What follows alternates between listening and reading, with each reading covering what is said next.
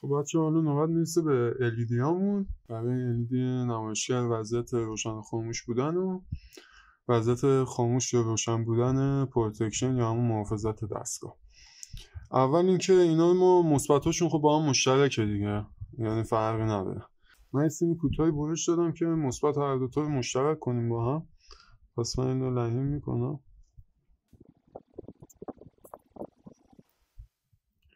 وارنیشرم برش میدیم. از یک سمت چون میخواد مشترک باشه با هم دیگه، من یه سیم آبی سفید دارم که حالا این آبیه رو مشترک در نظر میگیرم. سرشون یکم لخ میکنم. اول از همه سر این دوتا رو هم میتابونم که خب این دوتا بخواد به هم وصل بشه، از این مسیرم بره وصل بشه به LED.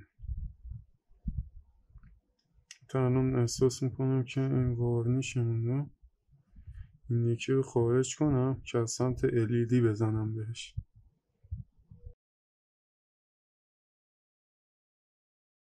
بچه کاری که میخوام کنیم، این قرار بود سیم سفیدمون به عنوان منفی ازش استفاده کنیم دیگه. کاری که من قرار کنم واسه LED سبزمون که نمایشگر روشن خاموش بودن دستگاهمونه، یه منفی واسش میکشم در کنار این مثبتی که اینجا داشتیم، یعنی عملا مثبت مشترکه بین دوتاشون. فقط یه منفی من واسه LED سبزمون میکشم، چون منفی این یکی رو قراره از کلید بگیریم دیگه، اگر یادتون باشه. بچه اون سیم سفیدی که از LED ها با من سیم منفی گرفتیم من اینجا مستقیم لحیمش میکنم به منفی ها دیگه. خیلی خب، پس LED ما یه منفی به یکیش داریم که LED سبزمون بود، مثبتمون که مشترکه. درست شد تا اینجا. یه مثبت، این سیم مثبتمون قراره بیاد به سیم بنفشنگ خروجی پاور وصل بشه. چرا؟ چون این با تغییرات ولتاژمون هیچ تغییری نمیکنه، همیشه 5 ولت میمونه، به LED مون هم آسیب نمیرسه. حالا من از اطمینان میتونیم یه مقاومتی هم سرش قرار بدیم که حالا من میرم. بچه ما این مقاومت 1 کیلو آوردم. این مثبتمون هم که میره وصل میشه به سیم بنفشمون که الان بهتون نشون میدم. خب بچه این سیم LED همون بود، مثبت LED همون. اینم سیم بنفش خروجی. این سیم قرمزی هم که میبینید تغذیه همین ولت متر آمپر مترمونه دیگه. من سر اینم میپیشم به اینا.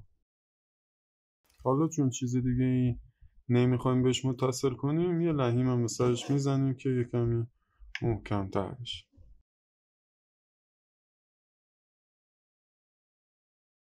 بچه من عذر میخوام، یه چیزی که یادم رفته بود این بود که ما یک سیم مثبت دیگه ای هم احتیاج داریم برای روشن کردن رلمون، که این سیم مثبت هم دقیقا بعد از همون خروجی سیم بنفشمون که LED ها رو ازش گرفتیم بگیریم. اینو من فراموش کرده بودم، گفتم اضافه کنم براتون. حالا این دیگه چیز خاصی نداره، اینم لحیم میکنم بریم روی خود بدنه. خب بچه من کلیدم این بخش رو در آوردم. حالا به هر ترتیبی که خودتون دوست دارین میتونین انجام بدین. من میخوام بالایی واسه روشن خاموش هم باشه. سیم سبز زنگ پاورمو با رشته سیم منفی رد میکنم، میارم بالا که کار لحیم کاریشو بخوایم انجام بدیم. این دوتا هم وصل میکنیم دیگه. کلیده دیگه مشخصه، یعنی نیازی نیست بود من حرف خاصی بخوام بزنم.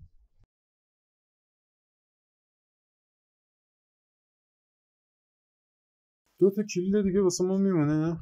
این دوتا کلید چیه؟ روشن خاموشمونه که ما اوکی کردیم. یکی خاموش روشن کردن پروتکشنمونه، یکی هم خاموش روشن کردن های ولتاژمونه دیگه.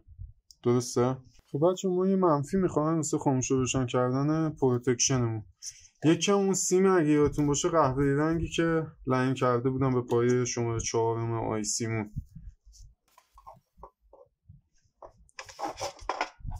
حالا نکته لزومی نیستش که شما این کار بخواید انجام بدیم. من واسه این که سیم اصطلاحاً کمتر مصرف بشه این کار کردم. این منفی که میبینین از پشت وصل به پایه‌ای که منفی رو واسه این کلید روشن و خاموش پاور آوردم، یعنی از اونجا وصل کردم. که دیگه نیازی نباشه یه سیم منفی اضافه تر هم بخوام بکشم بیارم و اصولا یه مقداری منظم تر باشه. کلید بعدیمون رو من متصل میکنم. اینه دیگه یه چیزایی که فکر میکنم طبیعیه، زیاد نیازی به فیلم برداری ندارن. دوتا رو هر کدوم و هر کدوم از این پایه‌ها که دوست داشتین لحیم میکنم. خب بچه من اینم انجامش دادم دیگه. وارنیش اینم زدم که ترتمیز باشه. اینم جاش میزنیم. بچه خیلی فشردن چون این حلبه سریع تاب برمیده، باز تاب برمیده در سر صاف کردن شده این دیگه. خب دوتا کلیدامون بس شد از 3 تا. کلید سوم ما یعنی ما روشن خاموشمون رو بس کردیم، پروتکشنمون رو بس کردیم، فقط میمونه های ولتاژمون دیگه. های ولتاژمون از یه سمت بعد اون سیم مثبتی که گفتم از سیم بنفش رنگ میگیریم و از یه سمت اون سیمون احتیاجش داریم که من میکشم میارم بالا. یک سیم بود که گفتم انشاب گرفتیم از سیم بنفش رنگ کامپیوتر. بچه یه انشابش پس شد اون انشابی که از سیم بنفش رنگ خود پاور انشاب گرفتیم. یه سر دیگه‌ش هم میشه اون پایه مثبت بوبینمون اصولا، نه همون پایه‌ای که ما از بوبین رله‌مون گرفتیم دیگه. بوبین رله مثبت می‌خواستیم بهش بدیم یه منفی که فرقی نداشت حالا پولاریتش.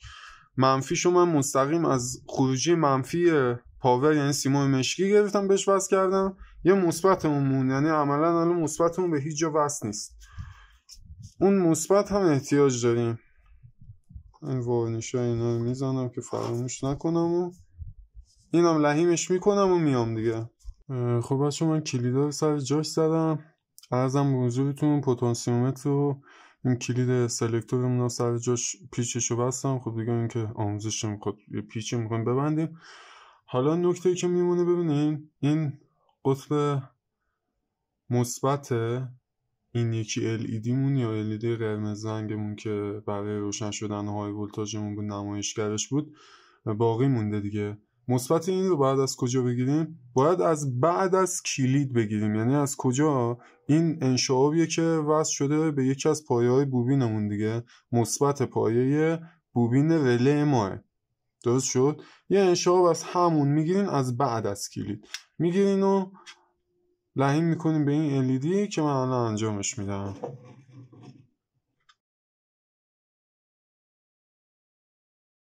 خب بچه تنها کارهایی که مونده خب برای این قسمتمون که سوکتیه الان سوکتاشو وصل میکنیم. قبلش من میخوام سیما رو لحیم کنم. ببینیم ما مشکیامون این دوتا وسطی ها بود یعنی منفی های ما. منفی همون این دوتا وسطی ها بود، مثبت همون هم این دوتا بود دیگه. درسته؟ منفی رو از کجا باید بگیریم؟ از خروجی این سوکتمون. این سوکت با قطر بالاتریه که برای ولت متر آمپر مترمونه. این خروجیش بود دیگه. دورشش کردم وصل میکنم به این دوتا منفیمون. اون دورشه مثبتمون از کجا اومده؟ دورشه مثبتمون از خروجی یا پایه مشترک همین کلید سلکتورمونه که اگه دقت کنیم وسط من 2 تا رشته ازش مثبت گرفته بودم. من از این سیما جدا کنم چون سیما زیاد شده به اشتباه نیفتیم. این دقیقا همینه. خروجیش 2 تا من گرفتم برای این 2 تا خروجی مثبت. اینا رو با هم متصل میکنیم. شاید شما مقدار دید خوبی حالا نداشته باشین ولی خب گفتم دیگه یعنی ما اصل کار رو انجام دادیم. الانم توضیح خدمتتون دادم که چی کار قرار کنم. من منفیام این 2 تا وسطی گذاشتم دیگه. لحیم کاری هم هست یعنی کار خاصی نداره.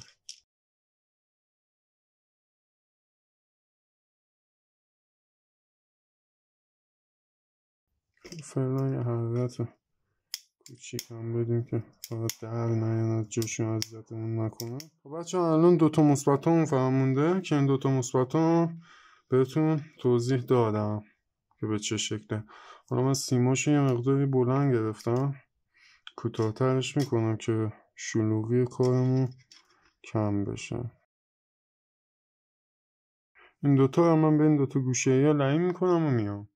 خب بچه ما این لحیم کاریش انجام دادیم. قطعات رو جا زدیم. من این نابای سرش هم وصل کردم. یه نکته ای هست اینه که همونجوری که گفتم همین سوراخ اینجا من چون یه مقداری بزرگتر توی تره گرفته بودم باید جاشو اصلاح کنم برای USB که USB هم کاری نداره، اصلا اون سیم بنفش رو یه منفی میخوام بگیریم.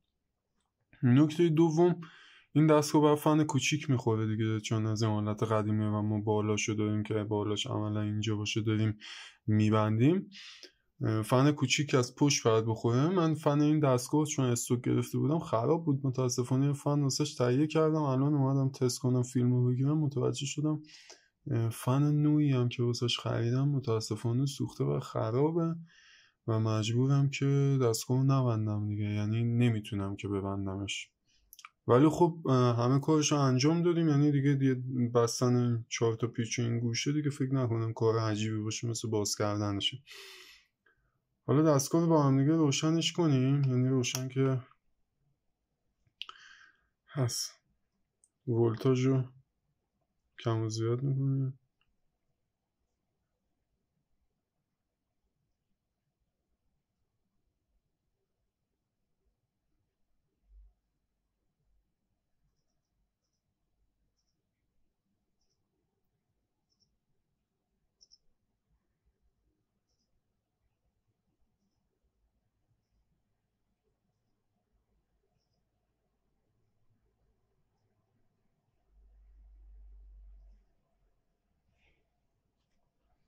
حالا اینو من میخوام بپیچم ببینم چه اتفاقی میفته.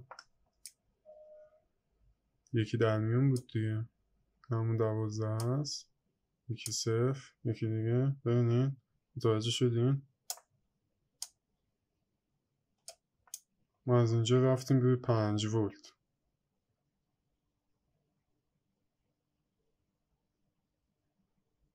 خب حالا من برمیگردم به همون 12.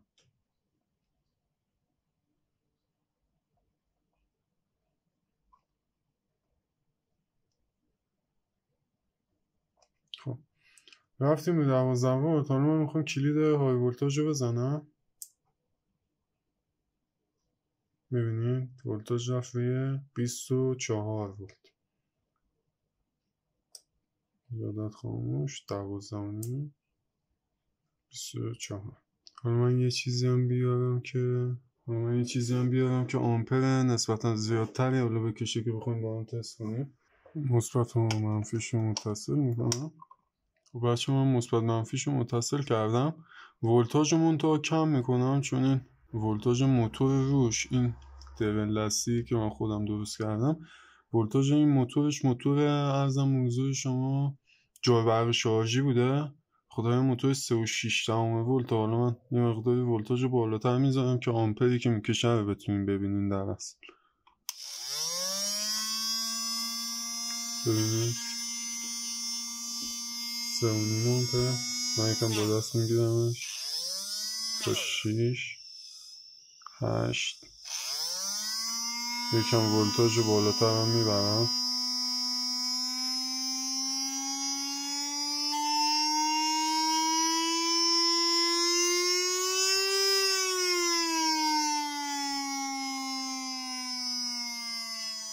به صدا دقت کنید.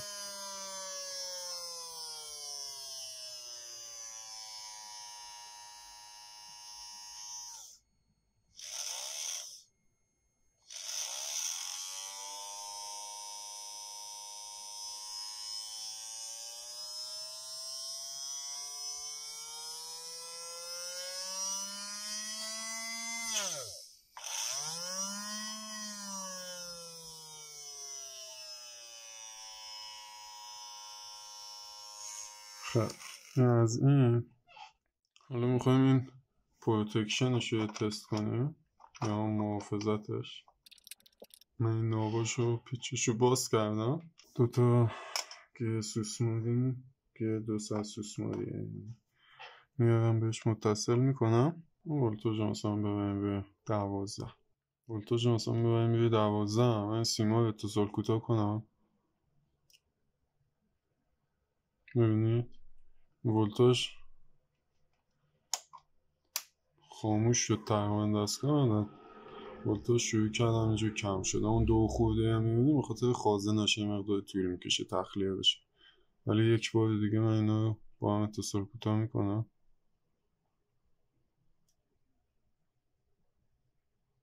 میبینید حالت عادی اینجوری. حالا ما یه موتوری بخوایم داشته باشیم، یه چیزی بخوایم داشته باشیم که مثلا به عنوان مثال لامپ دستگاه فکر کنه که اتصال کوتاه شده، خب خروجی رو قطع میکنه مثل چیزی که الان دیدین و عملا ما دستون میمونه تو پوستگردو دیگه. حالا من پروتکشن دستگاه خاموش میکنم و هم دوباره یه تست کنیم. یه اتصال کوتاه سریع میکنم که دستگاه آسیب نبینه. خب آماده اید؟ 3 2 1.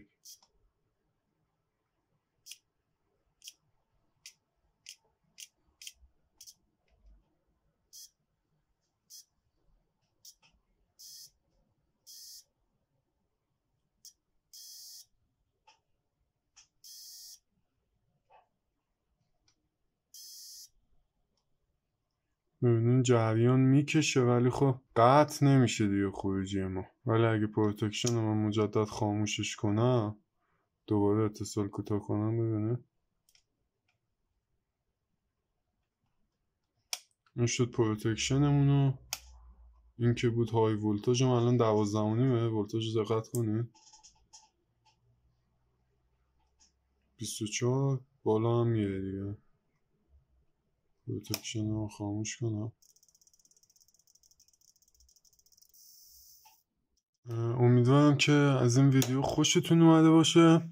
ببخشید که به هر حال همین که خیلی طولانی شد شاید باورتون نشه من اینو تازه دوباره ضبط کردم بعد فکر میکنم 2 ماهه که من الان توی کانال هیچ ویدیویی نذاشتم. واقعیت اصلا تایمشو نداشتم. یکی هم دردسرای همین چیزها هم بود دیگه. حقیقتا دردسر این که باز بخوام برم یه پاور جداگونه پیدا کنم و یا همین دردسر که الان هم واسه ما پیش اومد و این فنم به مشکل خورد. خود ویدیو هم حالا من موقع ادیت سعی میکنم که درستش کنم ولی خود ویدیو هم شما دقت کنین توش معلومه که اصلا چند روز متوالی ضبط شده، یعنی تیکه تیکه هی من این ویدیو رو ریکورد کردم چون واقعا تایمش نبود. بازم من ازتون عذر میخوام بچه. اگر از ویدیو خوشتون اومد حتما ویدیو رو لایک کنین، کانال رو سابسکرایب کنین، یه کامنت خوشگلم برام بذارین. دم همه اونایی که همیشه از ما حمایت کردن گرم. دم اون بچه هایی که قول میزنن خلاصه سر ما از ما انتقاد بجا میکنن هم گرم. دم اونایی که از ما انتقاد بیجا هم میکنن باز هم گرم. خیلی دوستتون دارم. تا ویدیو بعدی، خدا نگهدار.